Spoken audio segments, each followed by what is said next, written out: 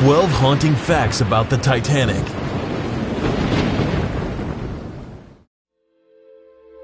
Number 1.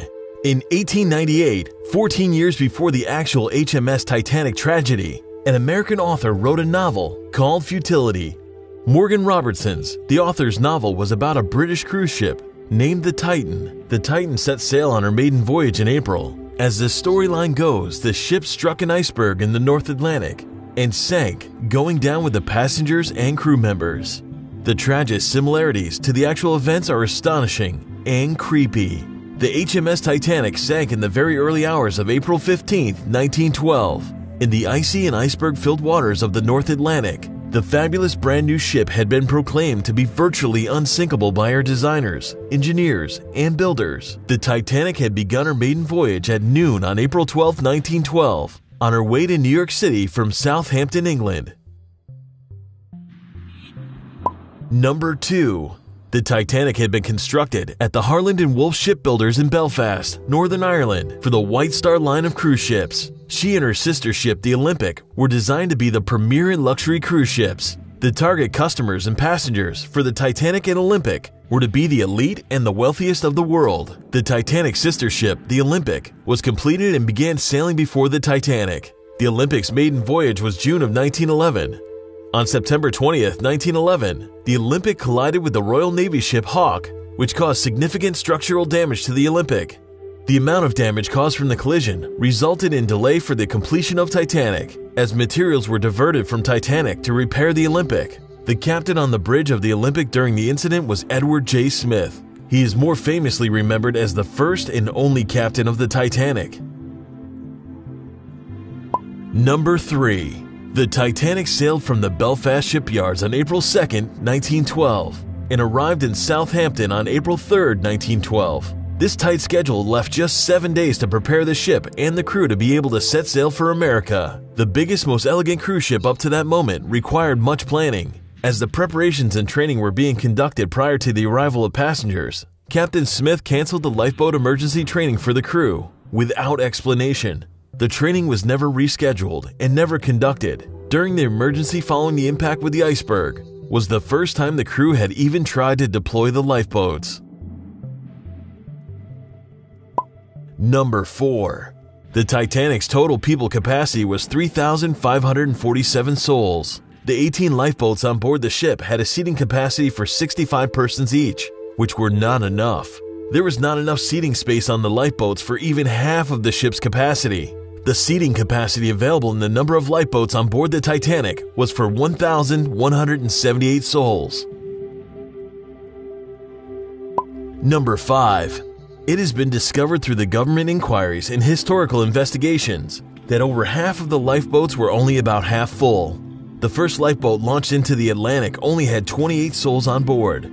If all of the lifeboats had been full, 1,178 souls would have survived. The facts say that only 706 people of the 2,223 people on board the ship survived the sinking. Number 6. Over the last century of the Titanic's lore, many historical documentaries, science explorations, investigations, and motion pictures into and about the ship have been made.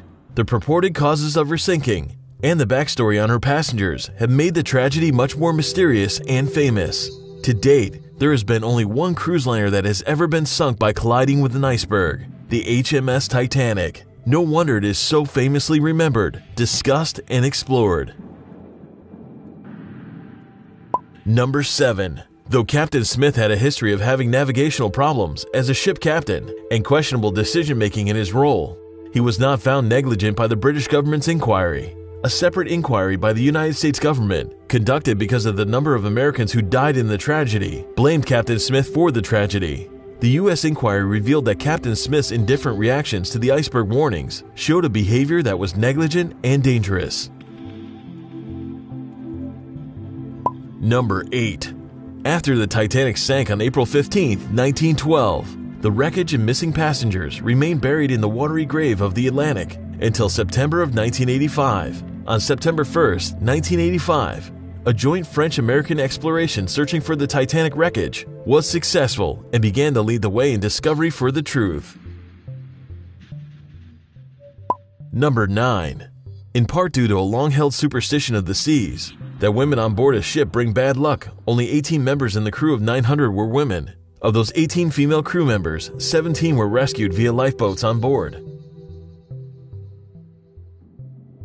Number 10. As mentioned, the Titanic was built for the first-class traveler. A stateroom on the ship which included 2 dressing rooms, 2 bedrooms, a private bathroom, a sitting room, and a private deck for a fare of $4,200. In today's dollars, that would be nearly $102,000, according to the United States Federal Reserve calculator. Number 11. There were more than first-class passengers aboard the ill-fated ship. In fact, over half the passengers were third-class passengers, also known as steerage passengers. The cost of a third-class ticket was roughly $36, or $875 today. These passengers were mostly immigrants headed to America for a new start in the newer, brighter world across the Atlantic. Number 12. The Titanic cost $7.5 million to build in 1911 and 1912. In today's dollars, that would amount to almost $170 million.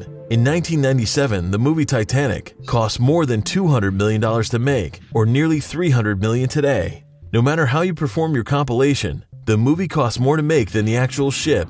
By the way, the movie made over $1.8 billion at the box office. Subscribe for more.